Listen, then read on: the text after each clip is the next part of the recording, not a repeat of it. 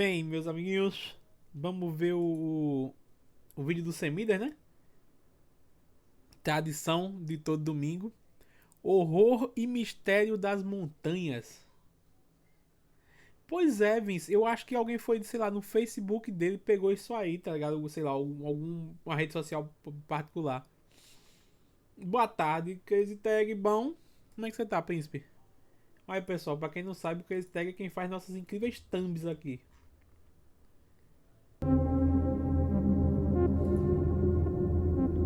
Um iceberg da calvosfera? Eu consumo pouco, mas posso ver sim. Posso.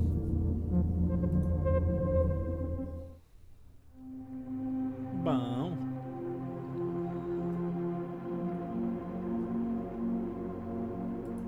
Montanhas. Existem muitas coisas que podemos falar sobre esses monumentos da natureza. E uma dessas coisas são os mistérios que estão em torno destes locais. Afinal, ao longo da história, muita coisa bizarra já aconteceu nos pontos mais altos que temos no planeta. Desde achados milenares a Tudo ótimo desaparecimentos contigo. misteriosos. Então é por isso que no vídeo de hoje estaremos conhecendo alguns horrores e mistérios das montanhas.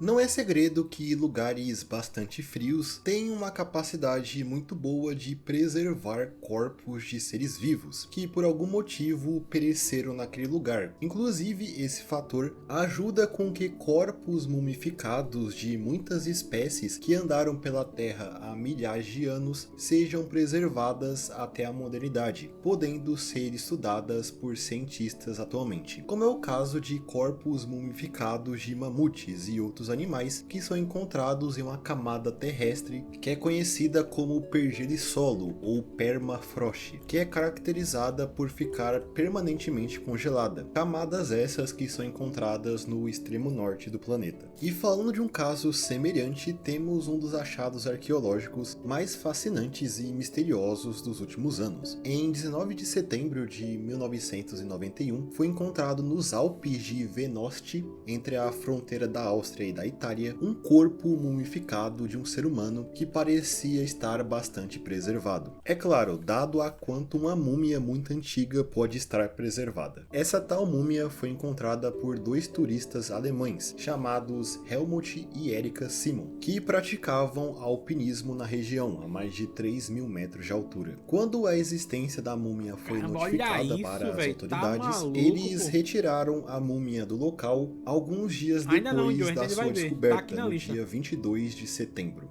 Ela foi levada para ser examinada na cidade de Innsbruck, na Áustria, e após ela ser estudada por arqueólogos, foi constatado que a múmia era bem velha, mas bem velha mesmo, já que se acredita que ela tenha mais de 5.000 anos de Nossa idade, isso senhora. mesmo. A pessoa que se tornou essa múmia estava viva entre os anos de 3.359 a 3.105 anos antes de Cristo, em uma época que é conhecida como a Idade do Cobre, ou o Calcolítico. A sua idade faz com que essa múmia seja a mais E o bicho antiga dirigia encontrada caminhão. na Europa e uma das múmias mais antigas já encontradas, rivalizando com outros achados como as múmias encontradas no Egito em 1896, que são datadas de em torno de Gebeleman. 3.400 anos antes de Cristo, que ficaram conhecidas como as múmias pré-dinásticas Gebelen. A múmia era no passado um homem, e ela ficou popularmente conhecida pelo nome Otzi.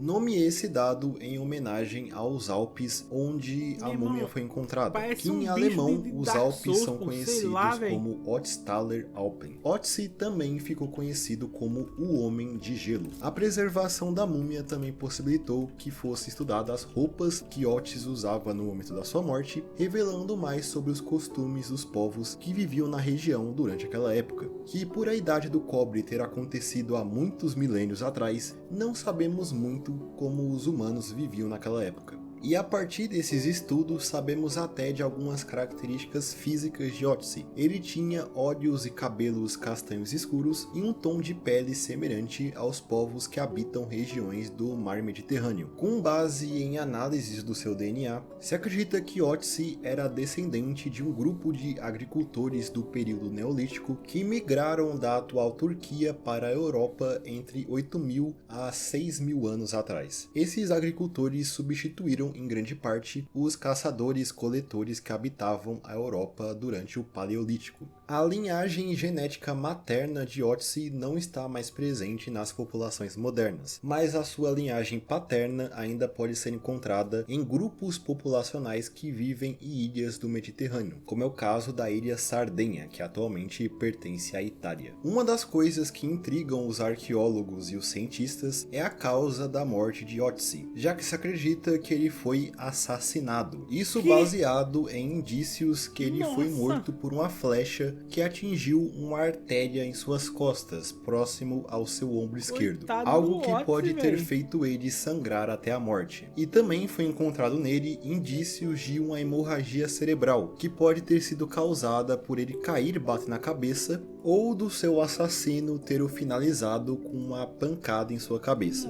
Mas não se sabe ao certo o que causou essa tal hemorragia. Até hoje se debate o que Otzi fazia em um lugar tão isolado e qual foi o contexto exato da sua morte, algo que possivelmente nunca saberemos. E baseado na sua descoberta, em 2017 foi produzido um filme chamado Iceman, que conta uma história ficcional que especula como foi a vida de Otzi e como se deu os seus momentos finais. No filme, o personagem principal busca vingança pelo massacre de seu povo.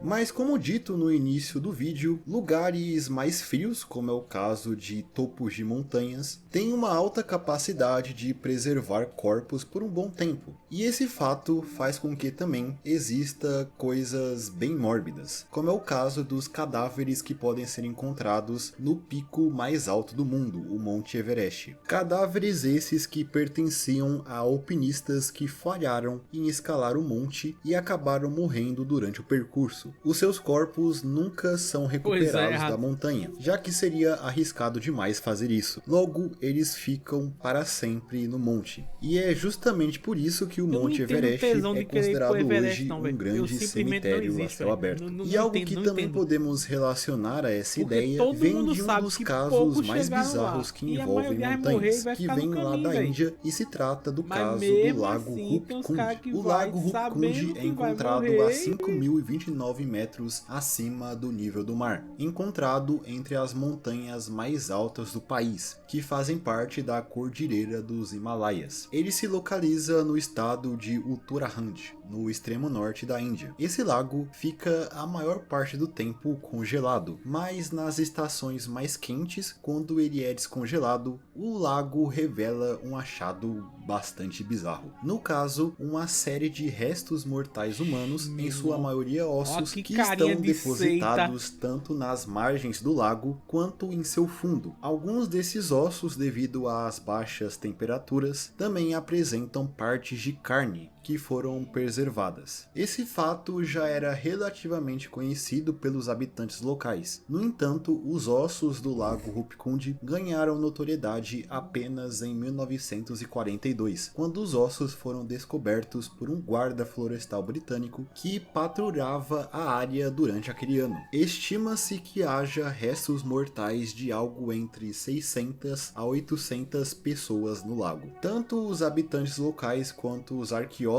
e pesquisadores desenvolveram diversas explicações para todos aqueles ossos serem encontrados naquele lago. Alguns dizem que eles poderiam pertencer a soldados que tentaram invadir o Tibete durante o século XIX e acabaram morrendo na região. Há também quem diga que o lago era uma espécie de cemitério onde era depositado corpos de pessoas com algum tipo de doença. Estudos, no entanto, levantaram que todos os restos mortais presentes ali pareciam ser de pessoas saudáveis jovens que a maioria tinha uma idade que variava de 35 a 40 anos, com algumas mulheres mais velhas, e com nenhum resto mortal que pertencia a alguma criança. Testes de radiocarbono realizados nos esqueletos indicaram que alguns deles datavam de cerca de 1200 anos atrás, durante o século IX, por volta do ano de 850. Apesar de estudos futuros encontrarem ossadas que datam de tempos mais recentes, indicando que todas essas 600 ou 800 pessoas não morreram de uma vez, descartando assim hipóteses que apontavam que as mortes foram causadas por algum tipo de desastre natural que matou todas aquelas pessoas ao mesmo tempo. O cara tira foto do lugar que é um vulgo cemitério, sei lá, antigo, tá ligado? Aí o que acontece? Tem um papel aqui, tem uma garrafa d'água. Até seria um grande dos cataclismo. Tem lixo, também parece que as ossadas pertencem a diversos grupos étnicos que vivem ou viveram ao redor do Himalaia e até em outras partes do subcontinente indiano, não sendo pertencente a um único grupo ou povo, com algumas ossadas que pareciam até serem de pessoas que tinham origem em terras banhadas pelo mar Mediterrâneo, terras essas que ficam bem longe dos Himalaias, o que coloca ainda mais dúvidas em toda essa história. Até hoje não se sabe como esses restos mortais foram parar no fundo daquele lago. Uma das ideias mais aceitas atualmente é que diz que essas pessoas foram até lá como uma parte de uma peregrinação religiosa. Logo, parte dos esqueletos ali presentes seriam de pessoas que estavam fazendo essa tal peregrinação entre o século 8 e o século 10, que acabaram sendo atingidas por alguma catástrofe, como uma avalanche, causando uma morte em massa, com outras mortes acontecendo nos anos seguintes, incluindo possivelmente mortes de comerciantes estrangeiros. No entanto, o caso dos esqueletos do lago Rupkund ainda permanece um grande mistério. Sabe um bagulho? Cortei o morcego, mas é calvície mesmo. Sabe um caso que por mais que a gente saiba que é fajuto, quando eu vi eu fiquei chocado. É um negócio lá eu não sei se é a Espanha ou se é a Argentina. É uma casa que a mulher, por mais que ela mande arrumar, reformar a casa, os tijolos ou o cimento vai se desfazendo e vai aparecendo o rosto. Tá ligado? Um monte de rostinho. Aí diz que a casa foi feita embaixo do cemitério, não sei o que e tal, mas era ela quem fazia. Mas de qualquer jeito, quando eu vi, deu medo.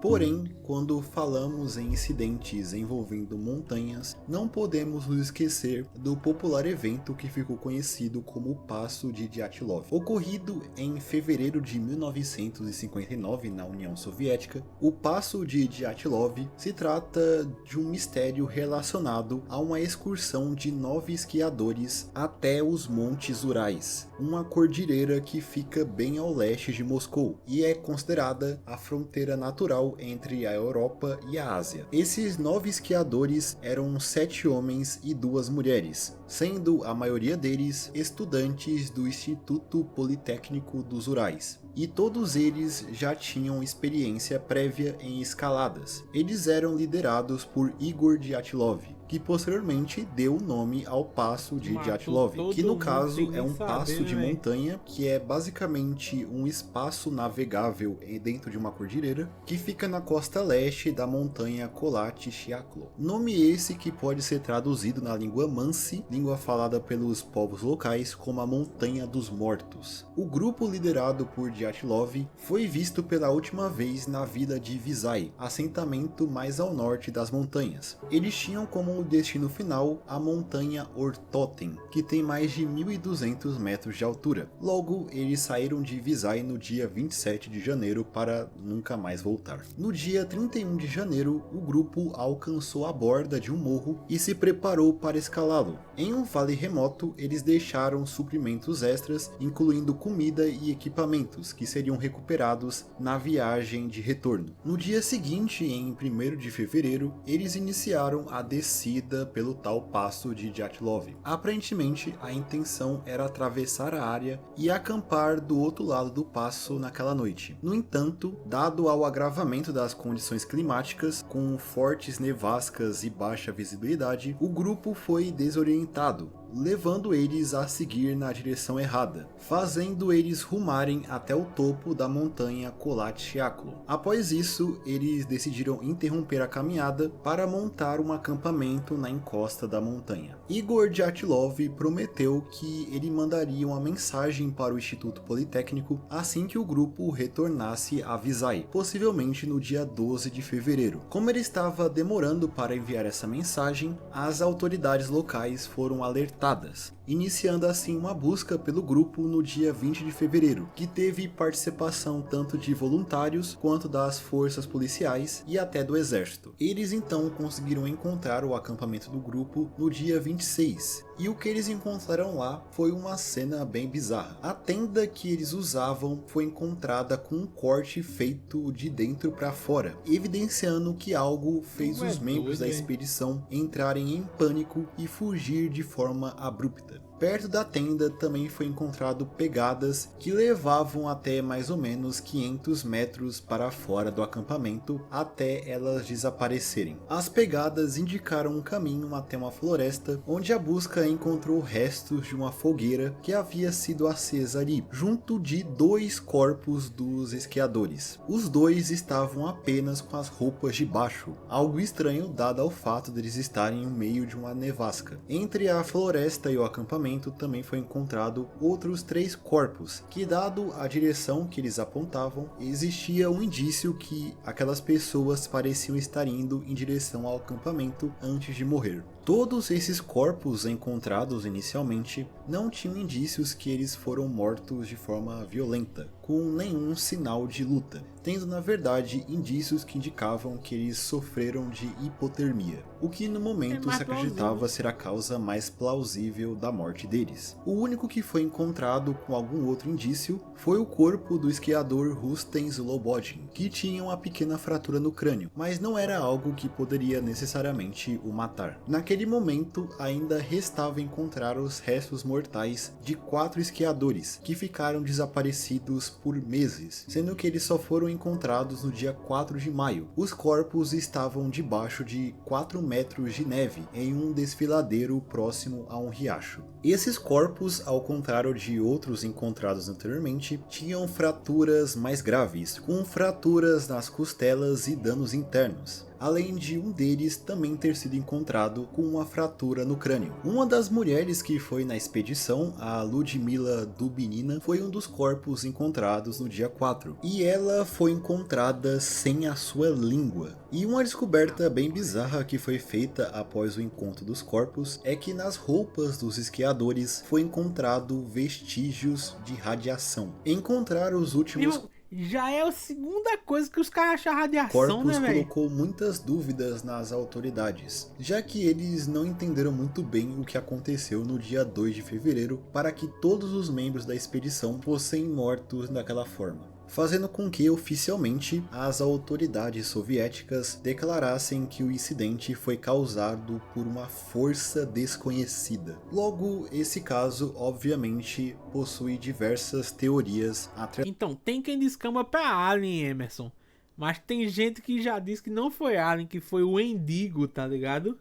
atreladas a ele, das mais Já plausíveis jogou até as mais o nome daquele absurdas, com joguinho lá de teorias que escolha, falam que eles foram vítimas do serviço secreto soviético, deles terem Until sido Dawn. mortos Os caras graças foi o ao Endigo. efeito de um suposto experimento O Endigo nuclear, ou o Endigo? até os membros da expedição terem encontrado ninguém mais, ninguém menos do que o Yeti. Sim, isso mesmo. Sendo que entre os pertences dos esquiadores que foi encontrado, existia algumas câmeras com algumas fotografias tiradas na expedição. Dentre essas fotografias tiradas, tem uma que chama bastante atenção, que no caso é essa, que mostra uma figura borrada entre as árvores, que alguns conspiracionistas dizem ser esse tal Yeti. Mas isso é bem improvável, né? Na verdade, em 2019, o governo russo reabriu as investigações para para tentar encontrar a real causa da morte dos 9 esquiadores. E nessa investigação foi constatado que eles foram mortos por uma forte avalanche que os fizeram abandonar o acampamento às pressas, tendo até estudos posteriores que realmente colocam essa hipótese como a mais plausível, sendo a mais defendida atualmente. Se acredita até que as fraturas encontradas em certos corpos poderia ter sido causada pelo impacto da neve no corpo de algum dos membros, que não os mataram de imediato. E isso seria possível já que essa tal avalanche seria um tipo raro de avalanche conhecida como avalanche de placa, que teria força para quebrar ossos humanos, sendo que a maioria deles possivelmente morreram de hipotermia após fugirem da avalanche e caminhar. Bicho,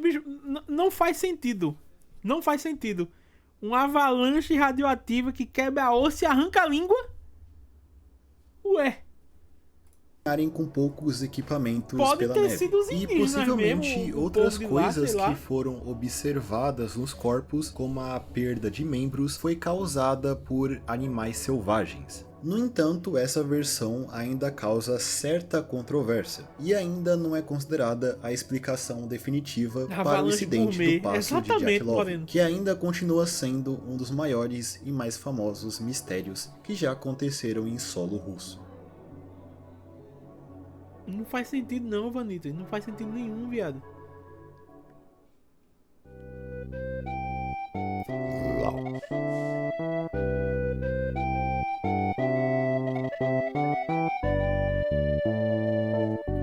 Então eu acho que é isso. Essas foram algumas histórias bizarras envolvendo montanhas. Eu espero que vocês tenham gostado do vídeo. Se sim, não se esqueça de comentar aí embaixo, deixar o seu like e se inscrever no canal para mais vídeos como esse no futuro. E no mais é isso. Eu espero todos vocês em um próximo vídeo. Até mais.